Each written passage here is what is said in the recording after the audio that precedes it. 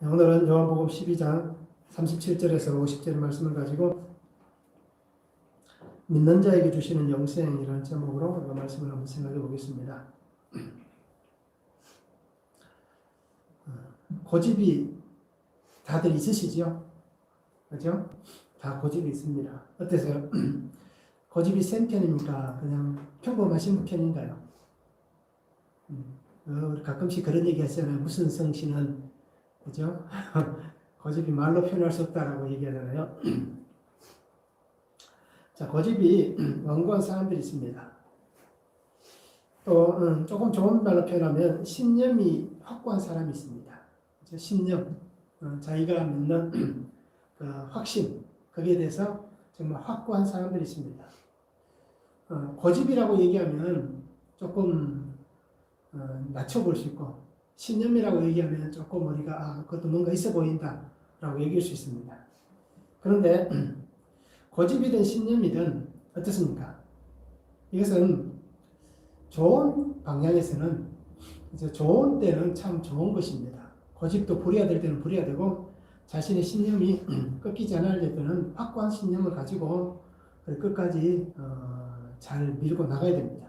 근데 좋은 것에 있어서는 우리가 이렇게 참 좋은 평가를 받을 수 있지만, 그런데 자기가 잘못한 것, 그죠? 자기가 실수한 것, 누가 봐도 그건 잘못된 것이다 라고 여길 수 있습니다. 그런데도 끝까지 고집을 부린다거나 내 신념에는 절대 나는 그런 것들은 절대 굽히지 않습니다. 목에 칼이 들어와도 나는 절대로 굽힐 수 없습니다. 이렇게 얘기하시는 분들이 가끔씩 있습니다. 중요한 것은 뭡니까? 잘못된 것은 잘못되었다라고 인정할 수 있는 사람이 바른 신념을 가지고 있는 사람이고, 그 사람의 고집이 바른 고집입니다.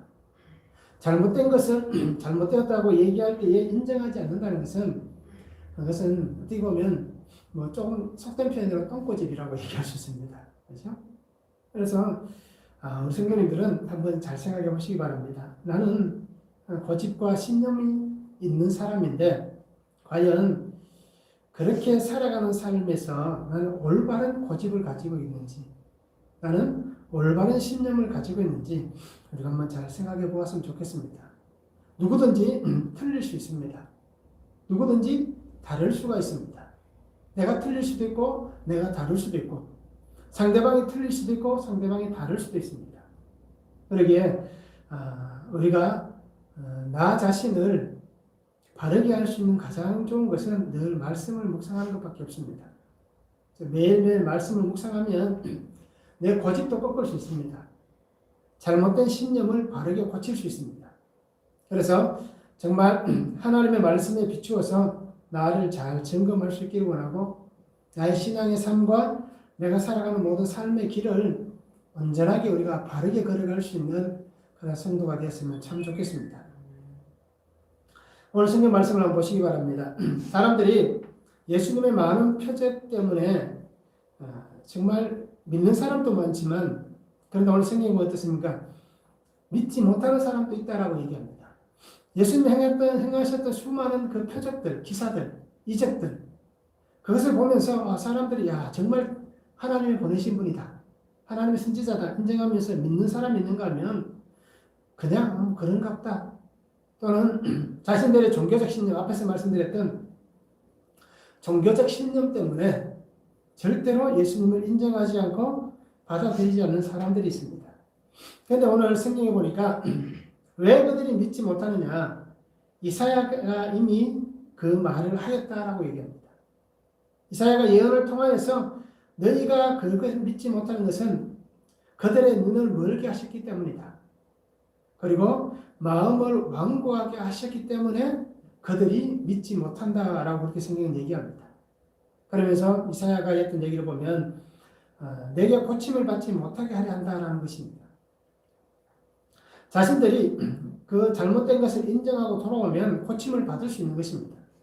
그러기에 이사야를 통해서 하나님께서 하신 말씀은 고침을 받지 못하게 하기 위해서 그들이 믿지 못한다라고 얘기합니다.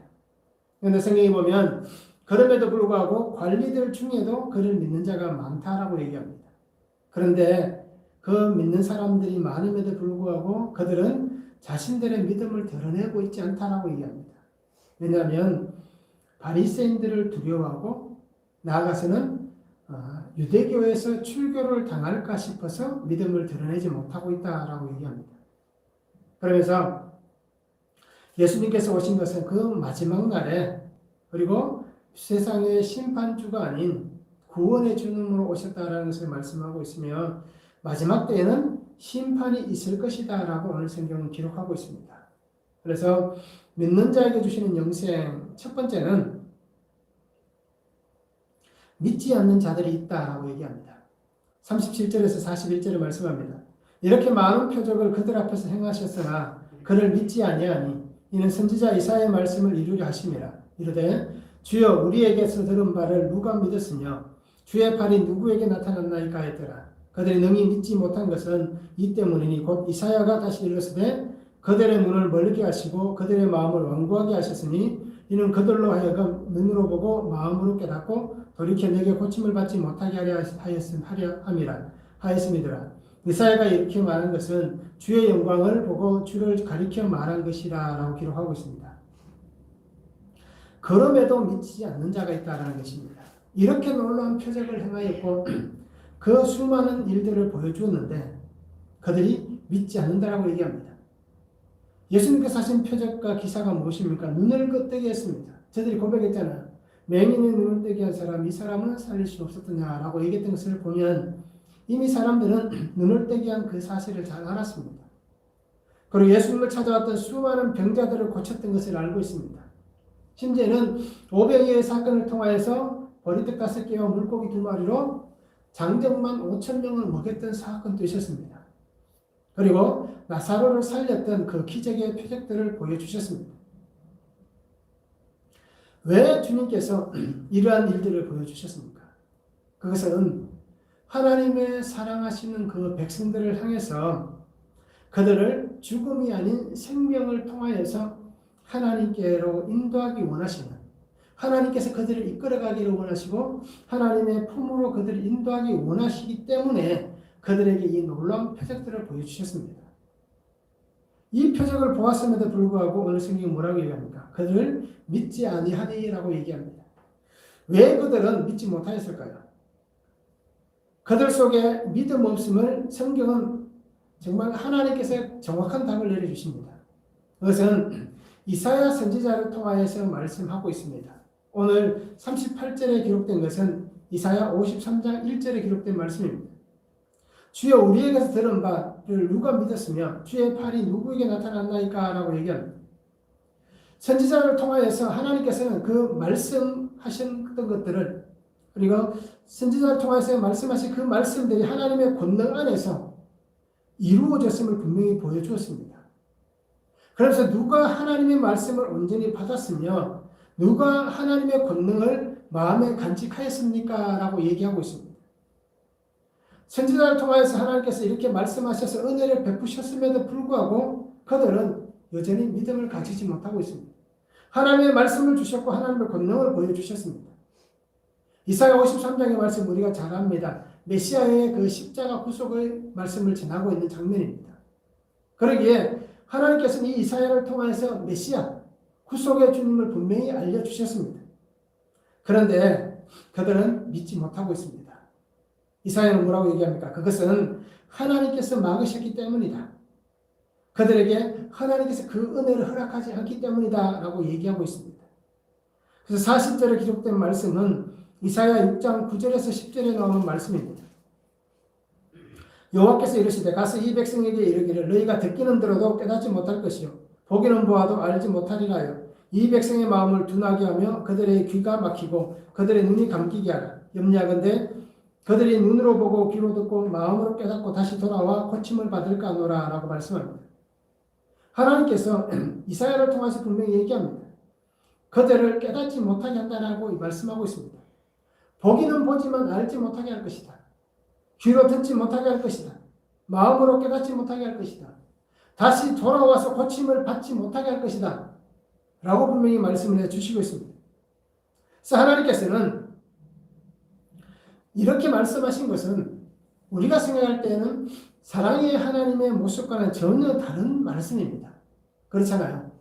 하나님의 사랑에 비하면 그렇게 메시아를 보내시면서 직접 그 십자가의 죽음을 지셨던 예수님께서 하셨던 그 모든 일들에 비하면 이 말씀은 도저히 우리가 생각하기가 어려운 하나님의 사랑과는 전혀 상관없는 그런 말씀이다라고 얘기할 수 있습니다.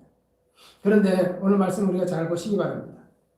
하나님은 그 백성이 하나님께로 다시금 돌이켜서 하나님의 자녀됨으로 살아가기를 원하고 있습니다. 하나님께서는 원하시지만 그 백성들이 그들이 믿지 못하고 있다는 얘기입니다. 하나님이 원하신 것은 그들이 정말 하나님 안에서 그 완고함이 아니라 부드러운 마음이 되어서 하나님의 말씀을 받고 하나님의 은혜 안에서 살아가기를 원하시는데 그런데 그들은 어떻습니까? 그들 스스로가 그것을 믿지 못하고 있다는 것입니다. 자신들 스스로가 완고해졌다는 것입니다. 하나님께서 그 눈을 가린다라고 말씀하고 있지만 실제는 하나님이 그 눈을 가리는 것이 아니라 그 스스로가 자기들이 눈을 가려서 하나님 앞에서 악을 행하고 있는 그들의 모습을 오늘 이사야를 통해서 이렇게 말씀해 주시고 있습니다. 선포되는 하나님의 말씀을 그들은 들었습니다. 그런데도 그들 스스로가 하나님의 음성을 들었음에도 불구하고 스스로가 귀를 닫는 것입니다. 그들에게 보여주었습니다. 그런데도 그들 스스로가 눈을 가리고 있습니다. 하나님의 말씀 앞에 순종하기를 원하셨지만 그들은 하나님의 말씀을 불순종하는 그런 삶의 모습을 분명히 보여주고 있습니다. 그러니 결국 그들에게 있는 것은 하나님의 진노밖에 없는 것입니다. 그래서 하나님의 진노 심판을 피할 수가 없고 결국 그 삶이 어떻습니까? 진노 앞에서 심판을 피할 수 없는 삶이 되다 보니까 결국은 믿음 없는 자의 삶의 모습이 되어버린 것입니다. 이것이 예수님 시대에 금방 일어났던 이 모습이 아니라 이미 오랜 시간 동안 그 조상들 때부터 내려오고 있던 그들의 신앙의 모습입니다. 믿음을 가진 것 같지만 믿는 자가 아니고 하나님을 순종하는 것 같지만 순종하는 자가 아닌 결국 어떻게 보면 예수님께서 그렇게 야단치셨던 회칠한 무덤과 같은 그러한 자의 모습을 가지고 살아가는 것이 바로 이 유대인들의 지금 현재의 삶의 모습과 신앙의 모습이다라는 것입니다. 그래서 오늘 성경에 보면 그들의 마음을 완고하게 하셨다라고 얘기합니다. 완고하다는 것은 우리가 잘 압니다. 정말 어떤 것도 뚫고 들어갈 수 없는 작은 틈도 생기지 않는 그 모습을 얘기합니다. 그래서 돌같이 되었다라는 것입니다. 또는 굳어졌는데 어떻게 굳어졌느냐? 둔해졌고 무감각해졌다는 것입니다.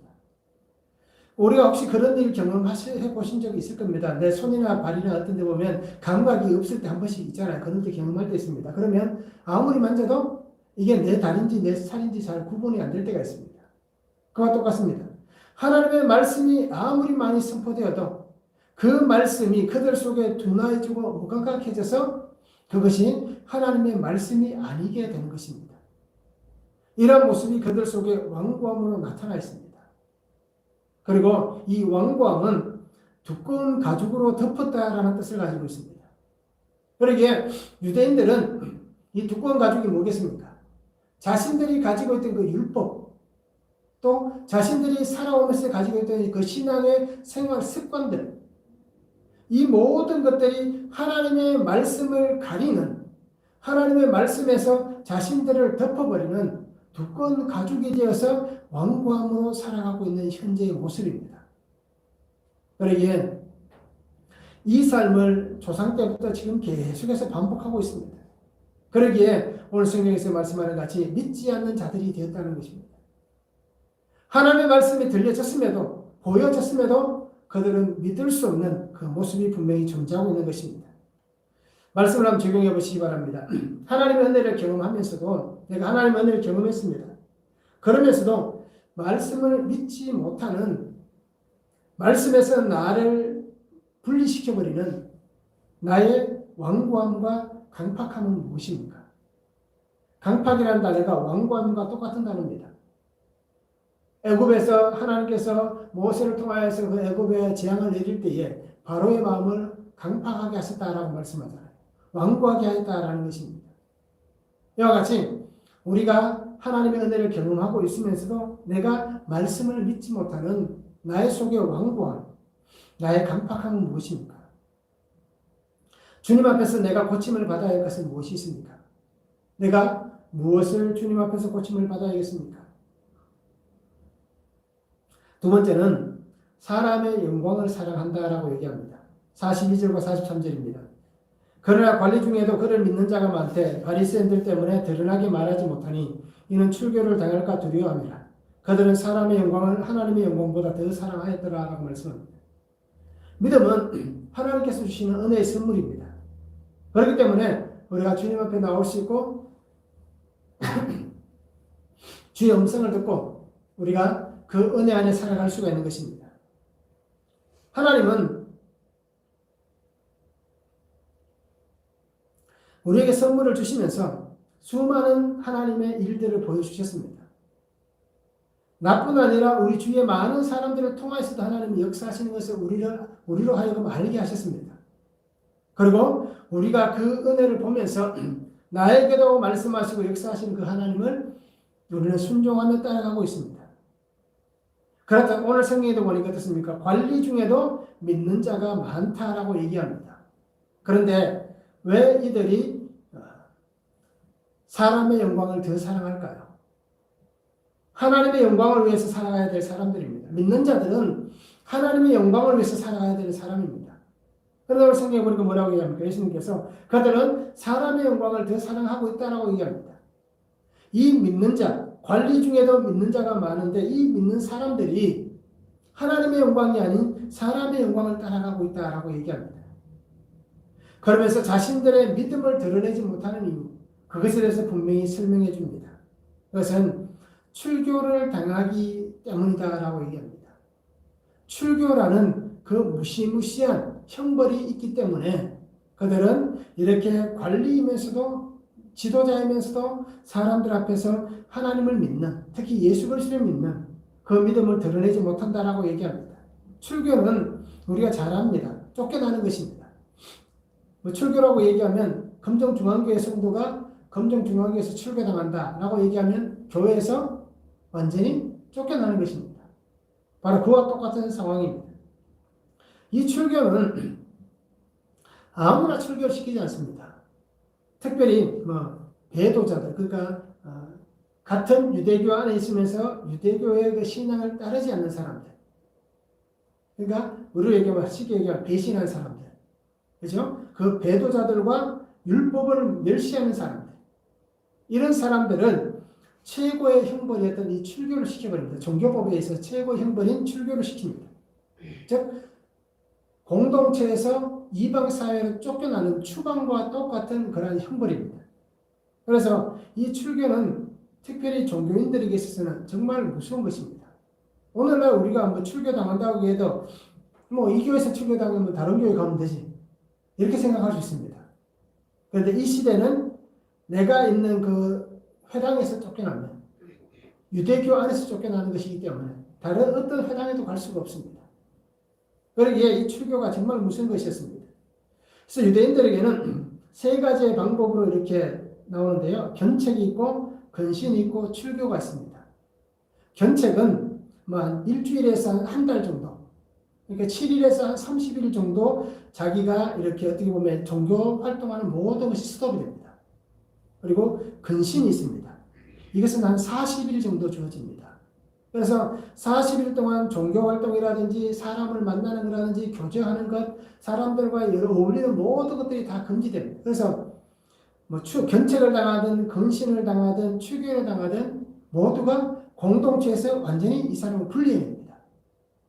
그래서 신학자 중에 해석을 이렇게 하기도 합니다. 이 견책과 근신과 출교, 특별히 출교 같은 경우는 이스라엘 법의 문둥병자들은 그 공동체 안에 있는 게 아니라 문둥병이 발병되면 제사장이 그 판결을 내리는 순간 어떻게 됩니까? 이 공동체에서 쫓겨납니다. 그래서 아무도 없는 곳에 가서 홀로 지내든지 해야 됩니다. 바로 그와 같은 상황이 이것이다라고 얘기합니다. 견책을 받으면 일주일에서 한 달 정도, 근신을 당하면 한 40일 정도, 출교를 당하면 영원히 추방되기 때문에 오늘 성경에 나와 있는 이들이 자신들이 가지고 있는 이 믿음에서 왜 자기의 믿음을 드러내지 못하느냐, 왜 사람의 영광을 더 사랑하느냐에 대해서 말씀하시면서 첫 번째가 출교라고 하는 것은 그 공동체에서 그 사회 구성원에서 모든 자격을 박탈당하기 때문에 바로 그 자리에서 쫓겨나서 그때부터 저주받은 인생이 되기 때문에 내가 그 공동체 안에서 누리고 있던 평안들 또 내가 그곳에서 누렸던 위치, 오늘 관리라고 얘기하는 것은 지도자들입니다. 특별히 사내들은 공회원도 포함되어 있고 또는 우리로 얘기하면 관공서의 직원들도 있고 수많은 사람들이 포함되어 있습니다. 바로 그런 사람들이 자기가 가지고 있던 그 유대교 안에서의 위치, 이 모든 것을 다 상실하게 되는 것입니다. 그러기에 사람을 만날 수도 없고 내가 가도 그 사람들이 만나주지 않고 어울려주지도 않고 같이 대화도 나눠주지 않고 밥도 먹을 수 없는, 가족이면서도 가족이라고 인정해주지 않는 그런 삶이 되어버리기 때문에 늘 손가락질 당하고 저주거리가 되기 때문에 이 사람들은 이것이 두려워서 자신의 믿음을 드러내지 못하고 있다라고 얘기합니다. 그리고 사람의 영광 때문이다라고 분명히 다시 얘기합니다. 영광이라는 것은 뭡니까? 오늘 사용되어진 이 영광은 우리가 얘기하는 글로리와는 조금 다릅니다. 거룩과는 조금 다른 부분입니다. 그래서 좋은 평판 또는 명성, 칭찬을 나타내고 있습니다. 그래서 지도자들이기 때문에 자기가 사회적 위치가 분명히 있습니다. 그러면 사람들로부터 어떤 평판을 받겠습니까? 좋은 칭찬을 받지 않겠습니까? 저분은 우리가 존경할 만한 분인데 인정을 받고 그 사람을 존경하고 그 사람에게 정말 많은 사람들이 흠모할 만한 그런 위치에 있는 사람이었습니다. 자기가 누리고 있는 이 모든 것들 정말 믿음 때문에 포기할 수가 없는 것입니다. 자신의 공동체에서 단절되고 잘려나간다는 것, 그 아픔을 견딜 수가 없는 것입니다. 그래서 하나님의 영광보다 사람의 영광을 더 사랑하고 있다라고 얘기합니다. 이들의 신앙의 모습이 하나님을 두려워하는 것이 아니라 사람을 더 두려워하고 있는 자들의 모습입니다. 하나님의 말씀에 의해서 내가 죽고 산다라고 얘기하는 것이 아니라 우리가 가지고 있는 이 법 때문에 유대인 사회 공동체의 법 안에서 내가 죽을 수도 있고 살 수도 있다고 여기고 있는 잘못된 저들의 생각을 보여주고 있는 것입니다. 그러기에 세상에서 추구하는 수많은 좋은 것을 오직 믿음 때문에 그것을 포기할 수 없다는 것입니다. 결국 이 얘기는 뭡니까? 신앙과 모든 것들이 자기의 이익을 따라서 움직이고 있다는 겁니다. 그리고 오늘날 우리도 많이 범하는 건데요. 하나님의 그 복이 정말 하늘로부터 주어지는 그 팔복이 아니라 기복적 신앙의 삶을 살아가고 있다는 것입니다. 기복이 뭔지는 우리가 잘 알지 않습니까? 그런 기복적 삶을 살아가는 신앙의 모습에 불과하다는 것입니다. 결국은 쉽게 얘기하면 교회 안에서는 그리스도인인데 밖으로 나가면 그리스도인이 아닌 삶을 살아가는 사람들의 모습이다라는 것입니다. 하나님보다 세상을 더 사랑하는 그들의 모습이 결국은 믿음 없는 자의 삶의 모습이다라는 것을 오늘 성경은 말씀해 주시고 있습니다. 말씀을 한번 적용해 보시기 바랍니다. 나는 사람의 인정을 받기를 좋아하십니까? 아니면 하나님의 인정을 받기를 원하십니까? 나는 누구의 인정받기를 원합니까? 사람들 앞에서 나의 신앙을 감추거나 타협한 일은 없습니까? 하나님의 영광보다 사람들의 영광에 더 쏠려서 그 사람들 앞에서 나의 신앙을 감추거나 또는 타협한 적은 없습니까? 우리의 말씀을 통해서 우리가 지나왔던 그 신앙의 모습들을 우리가 한번 잘 묵상해 봤으면 좋겠습니다. 세 번째는 예수님은 세상을 구원하기 위해서 오셨다라고 말씀합니다. 44절에서 47절에 말씀합니다. 예수께서 외쳐 이르시되 나를 믿는 자는 나를 믿는 것이 아니요 나를 보내신 이를 믿는 것이며 나를 보는 자는 나를 보내신 이를 보는 것이니라. 나는 빛으로 세상에 왔나니 무릇 나를 믿는 자로 어둠에 거하지 않게 하려 함이로라. 사람이 내 말을 듣고 지키지 아니할지라도 내가 그를 심판하지 아니하노라. 내가 온 것은 세상을 심판하려 함이 아니요 세상을 구원하려 함이로라 라고 말씀합니다. 예수님은 믿음에 대해서 다시 한번 말씀합니다. 믿음은 나를 믿는 것이 아니라 나를 보내신 이를 믿는 것이다 라고 말씀합니다. 믿음은 나를 보는 것이 아니라 나를 보내신 하나님을 보는 것이다 라고 말씀하고 있습니다. 나를 믿는 자는 빛 가운데 있기 때문에 어둠에 다니지 않는다 라고 분명히 말씀해 주시고 있습니다. 예수님은 너희가 믿는 믿음의 실체가 무엇이냐라고 묻습니다. 우리는 어떤 믿음을 가지고 있습니까? 내가 믿는 믿음은 어떤 믿음입니까? 나는 정말 나를 보내신 이를 믿습니까? 나를 보내신 이를 우리가 바르게 보고 있습니까? 예수님은 우리에게 보내주신 하나님의 성육신의 은혜의 사건입니다. 오늘 주님은 이 말씀을 통해서 분명히 얘기합니다. 성육신의 사건을 너희가 믿을 수 있느냐라는 것입니다. 성육신하신 예수 그리스도, 이 땅에 오신 그 주님, 하나님께서 우리에게 보내주신 이 구속의 제물이신 예수 그리스도, 이 구속사의 완성을 이루어 가신 이 하나님의 아들 예수 그리스도를 너희는 믿을 수 있냐라고 말씀해 주시고 있습니다. 유대인들을 향해서 분명히 말씀합니다. 외쳐 이르시되라고 말씀합니다.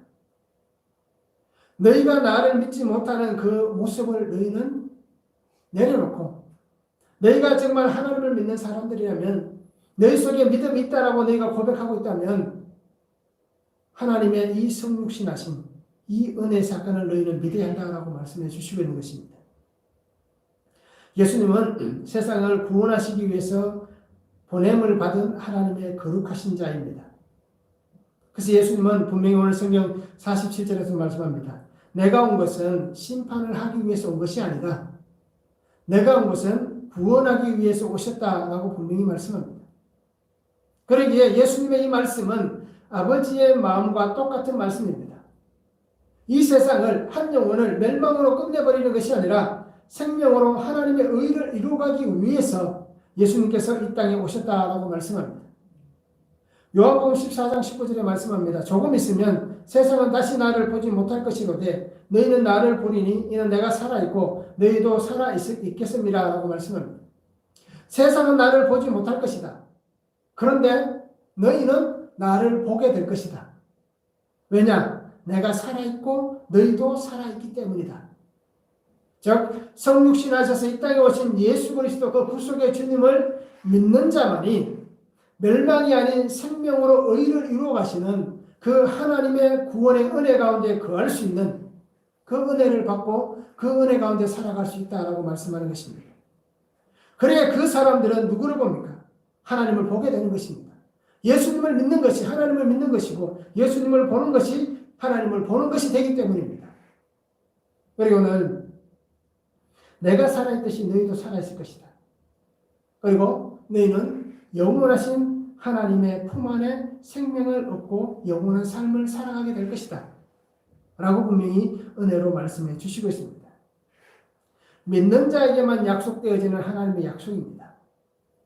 믿음 있는 자에게만 믿음으로 하나님 주신 그 은혜의 삶을 살아가는 자만이 이 영생의 약속을 받고 그 응답 가운데에 하나님의 이루심을 보며 그 은혜 가운데 하나님을 만나고 그 은혜 안에서 하나님을 찬양할 수 있는 귀한 복된 인생이 될 수 있다라는 것을 분명히 말씀해 주시고 있습니다.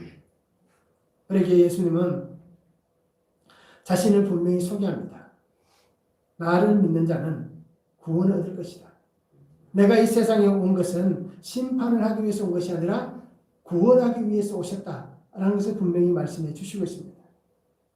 말씀을 한번 적용해 보시기 바랍니다. 나는 성육신의 은혜와 사랑을 믿습니까? 주님이 이 땅에 인간의 몸을 입고 오셨다는 것, 그것을 믿어지십니까? 나는 그 사랑을 정말 받고 믿음으로 고백하고 있습니까? 그러면 내가 어떤 믿음으로 살아가야 할지를 다시 한번 우리가 자신을 잘 점검해 보았으면 좋겠습니다. 나에게 찾아와 주신 이 예수 그리스도, 그러면서 나를 사랑하신다고 말씀하시고 내게 은혜 베풀어 주신 이 예수 그리스도를 통하여서 내가 어떤 믿음의 고백을 가지고 어떻게 살아가야 할지를 우리가 다시 한번 잘 묵상해 볼 수 있기를 원합니다. 그리고 정말 나의 모든 것을 주님 앞에 밝히 드러낼 수 있기를 원합니다. 숨긴다고 해서 숨겨지는 게 아닙니다. 때가 되면 다 드러나는데, 그런데 어떻습니까? 때가 되었을 때 드러나는 것은 우리가 하나님 앞에서 부끄러움을 당할 수도 있습니다. 그 부끄러움을 당하지 않으려면 지금 내게 하나님께서 말씀으로 은혜를 주시고 기회를 주시는 이때에 우리가 그 은혜를 붙잡고 주님 앞에 우리의 것들을 다 드러낼 수 있는 성도가 되었으면 참 좋겠습니다. 네 번째는 심판의 때가 올 것입니다. 48절에서 50절에 말씀합니다. 나를 저버리고 내 말을 받지 아니하는 자를 심판할 리가 있으니 곧 내가 한 그 말이 마지막 날에 그를 심판하리라. 내가 내 자유로 말한 것이 아니요 나를 보내신 아버지께서 내가 말할 것과 이룰 것을 친히 명령하여 주셨으니 나는 그의 명령이 영생인 줄 아노라. 그러므로 내가 이루는 것은 내 아버지께서 내게 말씀하신 그대로니라 하시니라 라고 말씀합니다. 심판은 분명히 있습니다. 심판의 때가 온다라고 예수님 말씀하셨습니다. 나는 세상을 구원하기 위해서 왔지만 그러나 하나님은 때가 되면 그때가 되면 분명히 하나님은 심판하신다라고 말씀합니다. 어떤 자를 심판하시느냐? 나를 저버린 자라고 얘기합니다. 나를 저버리고 내 말을 받지 아니하는 자를 심판한다라고 얘기합니다. 저버린다는 것은 폐기하였다는 것입니다. 또는 놓여진 것을 제거하였다라고 얘기하는 것입니다. 거절하거나 반대하는 것을 저버렸다라고 얘기합니다. 하나님께서 우리에게 예수 그리스도를 통하여서 말씀을 주셨고 은혜를 주셨는데 그것을 내게 하나님이 그 은혜를 놓아주셨는데 그것을 제거해버린 그것이 바로 예수님의 말씀을 저버린 것입니다. 그러기에 예수님의 말씀을 받지 않는 자는 예수님의 말씀을 배척하는 자들 그 말씀을 반대하는 자들은 결국 마지막 날에 심판을 당하게 될 것입니다. 그래서 우리가 가끔씩 하나님 앞에 기도하며 섭섭해하는 게 있잖아요. 악인들이 왜 저렇게 잘 됩니까? 그죠? 우리는 이렇게 힘든데 저 악인들은 왜 저렇게 잘 됩니까? 이것 때문에 우리가 섭섭할 때 참 저도 그럴 때가 많습니다. 하나님 너무하잖아요. 그죠? 믿음으로 이렇게 발버둥치며 살아가는데 이렇게 힘든데 저들은 하나님도 모르고 예수님도 모르면서 저렇게 악을 행하는 자들인데 왜 저렇게 형통하고 잘 되는 것 같습니까? 그런데 뭡니까? 결국 마지막 날에 심판을 당하게 될 것입니다. 하나님은 그냥 참지 않으실 것입니다. 기다리시다가 결국에 심판을 행하실 것입니다. 심판은 피할 수 없는 하나님의 마지막입니다. 우리 인류가 이 피조물들이 마지막에 딱 맞는 것이 하나님의 심판입니다. 심판은 분명히 이루어지는 것입니다. 히브리서 9장 27절에도 말씀하잖아요. 한 번 죽는 것은 사람에게 정해진 것이요 그 후에는 심판이 있으리니라고 말씀합니다. 사람은 누구나 다 한 번 죽게 되어 있습니다. 그리고 심판이 있다라고 분명히 말씀해 주시고 있습니다. 우리가 살아가면서 이 땅에 살아가면서 징계를 받을 수 있습니다. 하나님의 사람들이 우리가 실수하고 범죄한 것들을 통해서 하나님이 우리를 징계하실 수도 있습니다. 그런데 이 땅에서 징계받는 것이 낫지 하나님의 심판 앞에 서는 것은 결국 우리를 멸망의 자리로 내모는 것이기 때문에 그때는 이미 기회가 없기 때문에 끝난다라고 분명히 얘기합니다.